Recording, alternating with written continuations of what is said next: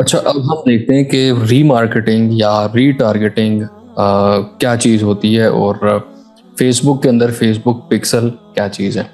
तो थोड़ी-सी इसकी डिटेल्स जानते हैं और फिर चलेंगे अपने बिज़नेस मैनेजर के ऊपर इसको प्रैक्टिकली हम लोग सेटअप करेंगे। अच्छा, रीमार्केटिंग या इसको हम लोग रीटारगेटिंग कह लें, इसमें हम लोग क्या करते हैं कि जो ऑडियंस या जो लोग हमें पहले से जानते हैं, हमारे बिज़नेस को पहले से जानते हैं, ठीक है? हम उनको रीटारगेट करते हैं, ठीक है? उनको अपना एड शो करवाते हैं जो पहले से हमें जानते हैं। एक है सिंपल मार्केटिंग या टारगेटिंग, ठीक है? जो अब पहले से जो जानते हैं उनको टारगेट करेंगे तो दैट इज़ रीमार्केटिंग या रीटारगेटिंग, ठीक है? तो लिखा हुआ कि retargeting is to show ads to people who have already visited your website और interacted with your Meta assets like Facebook page. For example, अगर हमारे पास फेसबुक पेज के ऊपर 1000 लोग हमें फॉलो कर रहे हैं, ठीक है? 1000 लोग मतलब हमें फॉलो कर रहे हैं तो वो हमें जानते हैं, हमारे बिजनेस को जानते हैं। तो ऐसे लोगों को जब हम एड शो करवाएंगे उनको टारगेट करके कि सिर्फ इन 1000 लोगों को एड शो हो जो हमें ऑलरेडी फेसबुक के ऊपर फॉलो कर रहे हैं, तो वो एक रीटारगेटिंग एफर्ट होगी, ठीक है? अच्छा, रीटारगेटिंग के लिए हम लोग कस्टम ऑडियंस बनाते हैं और फिर उन कस्टम ऑडियंसेस पे हम अपना ऐड चलाते हैं। अब रीटारगेटिंग एफर्ट हम वेबसाइट के थ्रू भी कर सकते हैं। फॉर एग्जांपल, अगर मैं चाहूँ कि मेरी वेबसाइट के ऊपर जिन जिन लोगों ने मेरा होम पेज देखा है, ठीक है, उनको मेरा ऐड सिर्फ शो हो, ठीक है, तो ये एक रीटारगेटिंग एफर्ट होगी। अब फेसबुक को कैसे पता चलेगा कि हमारी वेबसाइट के ऊपर किन लोगों ने होम पेज विजिट किया है, ठीक है? ये सारी जो इंटरेक्शन होगी, सॉरी मतलब जो लिंकिंग होगी वेबसाइट की और फेसबुक, वो हम परफॉर्म करते हैं थ्रू फेसबुक पिक्सल, ठीक है? अब बात करते हैं फेसबुक पिक्सल की। तो ये बेसिकली एक कोड स्निपेट होता है छोटा सा, जिसको आप इंटीग्रेट कर लेते हैं अपनी वेबसाइट के साथ।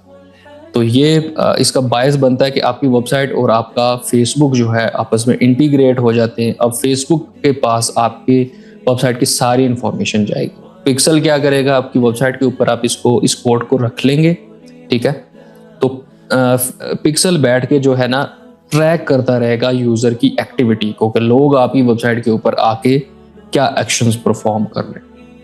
एडवर्टाइजिंग में ये चीज़ इसलिए ज़रूरी है पिक्सल का मौजूद होना, ताकि हमें अपनी जो एड्स हैं उनके रिजल्ट्स को बेहतर से हम लोग एनालाइज कर सके कि अच्छा हमने ऐड चलाया है तो इससे कन्वर्जन्स आ रही हैं, कितनी आ रही हैं, कम आ रही हैं, ज़्यादा आ रही हैं, वो सारा डेटा हमें पता चल सके। तो पिक्सल ही वेबसाइट से सारा डेटा लेके हमें हमारे एड्स मैनेजर के अंदर शो करेगा। एक तो इसका ये फ़ायदा है।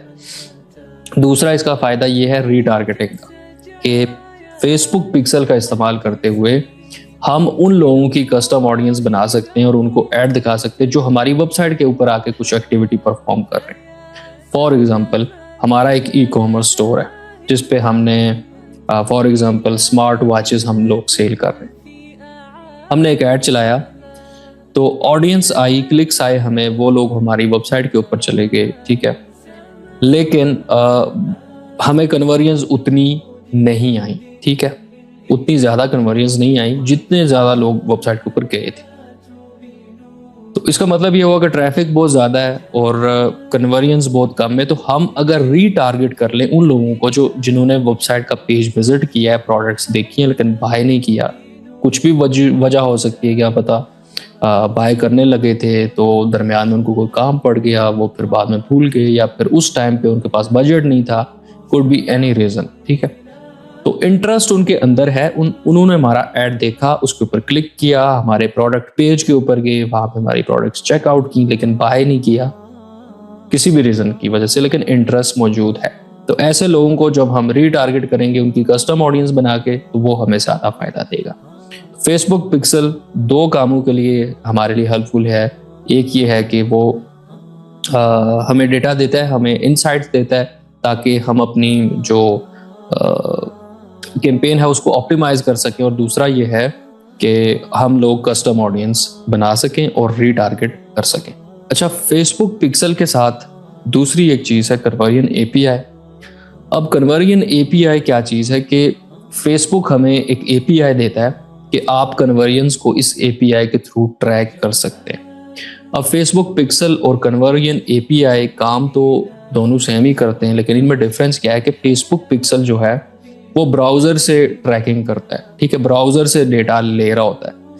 अब जैसे आईफोन 14 अपडेट आई थी तो उसमें ये यूज़र्स को फैसिलिटी दी गई है कि वो ट्रैकिंग अपनी बंद कर सकते हैं, ब्राउज़र बेस्ड एक्टिविटी आप उनकी ट्रैक नहीं कर सकते।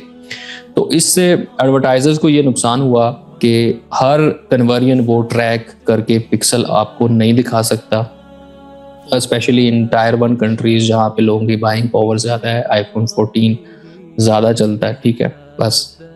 तो वहाँ पे कन्वर्जन एपीआई के थ्रू हम लोग डेटा ट्रैक करते हैं, यूज़र एक्टिविटी को ट्रैक करते हैं कि अच्छा वेबसाइट के ऊपर कितने लोग गए, पेज विजिट्स कितने हैं, उनमें से परचेजेस कितनी आई, ऐड टू कार्ट बटन के ऊपर कितने लोगों ने क्लिक किया, एटसेट्रा एटसेट्रा। बहुत सारी कन्वर्जन्स जो हैं कन्वर्जन एपीआई के थ्रू आएंगी। कन्वर्जन एपीआई जो है ये डायरेक्टली सर्वर से डेटा लेता है, तो दरमियान से मतलब ब्राउज़र जब ख़त्म हो गया, ब्राउज़र से ये डेटा ले ही नहीं रहा, डायरेक्टली सर्वर से ले रहा है। तो कन्वर्जन एपीआई और पिक्सल दोनों मिला करके हमें एक अच्छी कन्वर्जन ट्रैकिंग फराहम करता है।